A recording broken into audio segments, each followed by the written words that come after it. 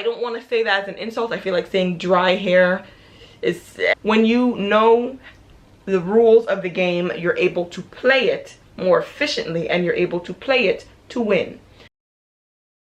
Hello everybody, welcome back to our channel. I am Jack, or JC if you have been a long time subscriber here, and if not, welcome. You good? All right. You could see at the start already things are looking a bit, you know, mad, but that's because I wanted to talk to you about things that I do every week. 3 very simple things that I do every week that I know has helped in my hair growth, my hair regrowth every single time. So we're gonna jump right into that as I do a sock curl set. Where I decided to do this very last minute, so I did not get to record putting them in, but we can chat while I take them out and see how it looks. So first things first is oiling. Oils.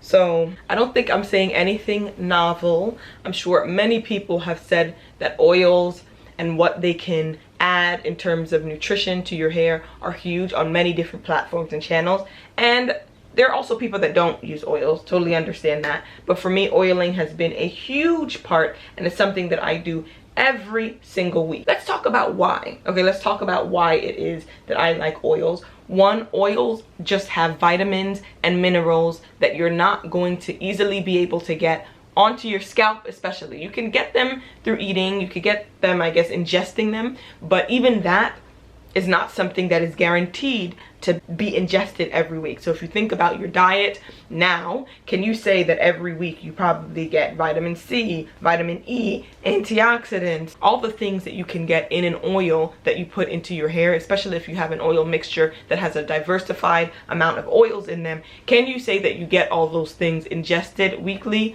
Probably not, unless you're like really good, which, okay, lovely, you're in that 2%. For me personally, and I consider myself, you know, a generally healthy person, even for me, I can say that getting in certain vitamins, minerals ingested is not something that I do every week. Probably I probably get, well, 1, 2, but not as much as I'm able to get with hair oils that I incorporate into my routine. So with this, I've just taken out the socks, and now it's just about unraveling it as calmly as possible. Let's put it that way, and hoping for the best. Anyway, I usually like sock curls, so let's see if this is giving what it's supposed to give. But yeah, what I love about oils as well is that they target the scalp. What you do to the length of your hair is obviously very important. That is mainly what is going to help with length retention, which is important, as we all know. If you want to see the progress that your hair is making, if you believe that your hair is growing at the roots but you're not seeing it, the length translating, then it's probably because of length retention issues. And so that has all to do with what you're putting on your hair, on the length of your hair, how you're handling your hair, and all of that.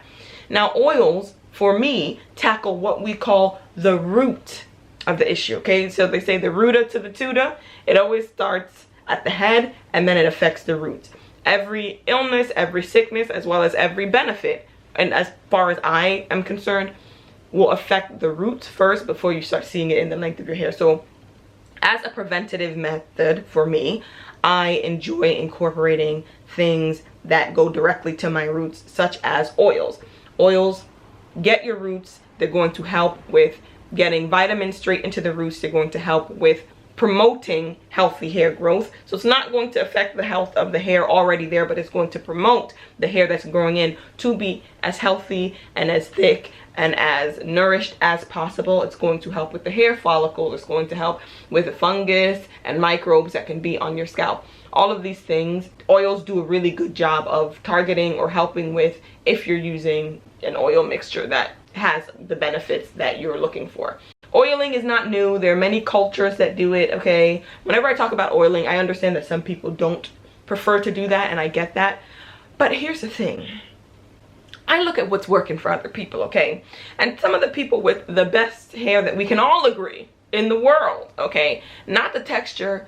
I'm talking about the quality, okay? I'm talking about the quality and even some of the magnificent lengths that have been able to be achieved.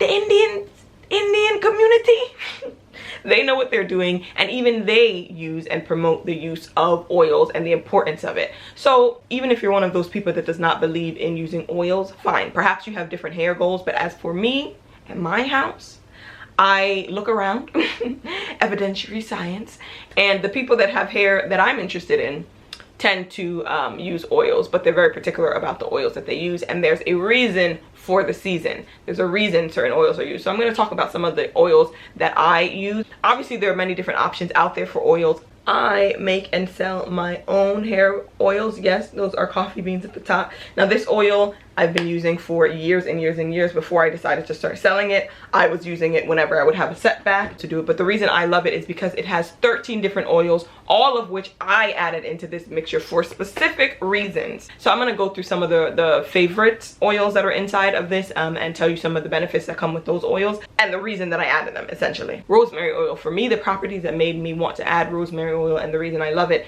is because all the properties line up with something that's going to boost hair growth. So it increases blood flow to the scalp, it helps block the hormones that cause hair fall, and it helps boost shine. Rosemary also can tend to be a natural conditioning agent, so using rosemary in the form of spritz, not the oil but like the actual rosemary leaves, like creating a tea, also boosts shine and helps your hair feel softer. Amla oil, this also has amla oil, again Ayurvedic, again Indian community. Amla, Indian gooseberry, is amazing, which is why I had to add it into this. It was one of the things that I was like, no, I need to get some amla in here. It promotes hair growth. It's going to help with volume. It's high in vitamin E and vitamin C. This I cannot attest to, and I think it's more so to do with amla masks, but helps darken hair and helps hide grays. I don't really know if that's 100% true, but I doubt that I would be getting that with an oil, especially as a part of a larger oil, but maybe with the hair masks of amla, because it does tend to be like a darker powder, perhaps. There's peppermint oil, which I don't even have to tell you, just the tingle alone should tell you that it's stimulating some sort of hair growth, okay? Love peppermint oil, that's also in there. And castor oil. People have been talking about Jamaican black castor oil for years and years and years, and I feel like there's a reason that people talk about using Jamaican black castor oil on your scalp. Castor oil is also in this oil and this mixture as well. So again, you can see why I use it. It just has everything that I want to get into my hair, the vitamins and minerals, again, that I probably would not eat in there. And it has a host of other different oils: sweet almond oil, grapeseed oil, avocado oil. Go check the site if you're interested. It's my coffee bean growth oil. You're gonna find it on OMALICHILD.com. Check all the ingredients, make sure you're not allergic to anything, and then give it a try. So many of you have already and you love it, so thank you so much for all my repeat customers. Love it, thank you. So yeah, so that's one of the things that I do every week. Now let's move on to number 2. At first I was trying to fluff it as I'm taking it out, but I decided let me just get out all the sock and then fluff.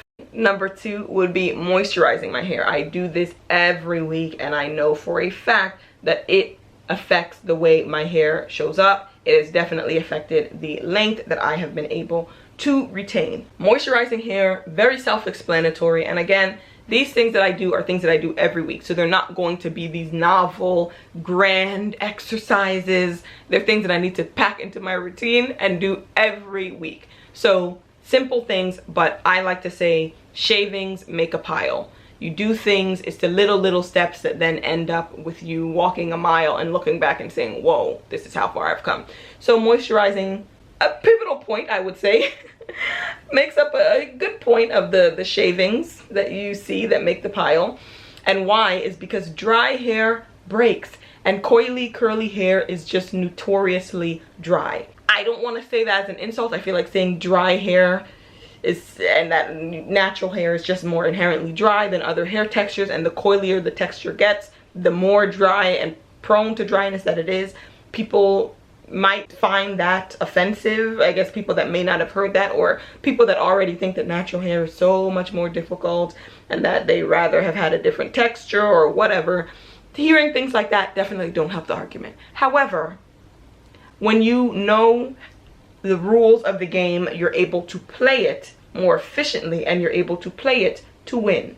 So I'm just telling you the rules of the game. Whether you like it, whether your feelings and emotions enjoy these rules, fine. that's a conversation for another video. But this one, we're just laying out the rules of Monopoly, okay? And the rule is that the kinkier your hair is, the more coarse your texture is, it's just more inherently dry. And it's simple. We produce, I'm pretty sure, I haven't done research if like we don't produce the same moisture and sebum at the scalp, but I'm pretty sure we do. All textures is pretty much the same. I think that's more genetic. Like most things, some people have dry skin, some people have oily skin. It's just the amount of oil that they naturally produce. So I believe that could be genetic or just how you are biologically. Fine. The difference though with our hair is that those natural oils cannot make it down the shaft of the hair because there's so much kinks and curls. Again, why if your hair is a kinkier texture, it's even more dry, because the more kinks and curls, the harder it is for that oil to travel down the shaft, versus straight hair where it just, there's a straight line, there's no impediments, there's no obstacles. The oil can go straight down the shaft and moisturize the whole hair, which is again why people with straight hair tend to have more issues of oily hair. I have not heard anyone with curly hair, or definitely not coily hair, saying, oh my god, I have such oily hair. That's not our problem, and that's the reason why. So that's just the rules of the game. With that being said, the more you moisturize your hair then, the better, because your hair will not be breaking. Again, dry means breakage. And for growth, and to see that growth and length retention, especially, the moisture at the, what you do with the shaft of your hair is very, very important. That is key. And so I try to keep up my side of the deal with the length of my hair as well as my scalp. I don't think there's any point in promoting hair growth at the scalp if all that hair growth that you're getting, that amazing hair growth, you're going to lose at your ends because your ends are dry. What is the point, you know? It just doesn't make sense to me. It's an exercise in futility, and I have no interest in that at all. Let's talk about my moisture routine. What I like to do is have my spray bottle, start off with the base of moisture itself, which is water. Spray with water. I then like to go in with a leave-in conditioner. The leave-in conditioner of choice for me, Giovanni's Direct Weightless Moisturizing Conditioner, leave-in conditioner. I use that. Then I put some cream. I am currently using a As I Am Moisture and Repair or Restore cream. And then I top it off with an oil. And of course I use my OMALICHILD Coffee Bean Hair Growth Oil to seal that moisture in. And that's it. That's literally it. Nothing grand, nothing crazy. So now let's fluff this out, and then I'll come back with my last and final thing that I do. Okay, so we are back and we are fluffing out, and I wanted to go over the last thing that I do every week. The last thing, scalp massages. Okay, scalp massages. First of all, I think this is what it's good for first day hair. Not tragic, not tragic. Scalp massages are something that I do every week. Now I prefer to use my oil, of course. You can do it with oil, you can do it without oil. For me, I do a scalp massage as I oil my scalp 2 to 3 times a week. Yes, I am serious.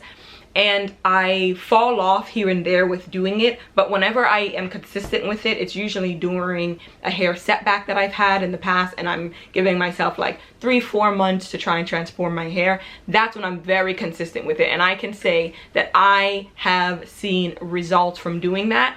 There's something to just stimulating the blood flow in that area physically. Obviously you're using products or things that have the vitamins and minerals that can do that, but there's nothing like getting in there. Plus it feels good.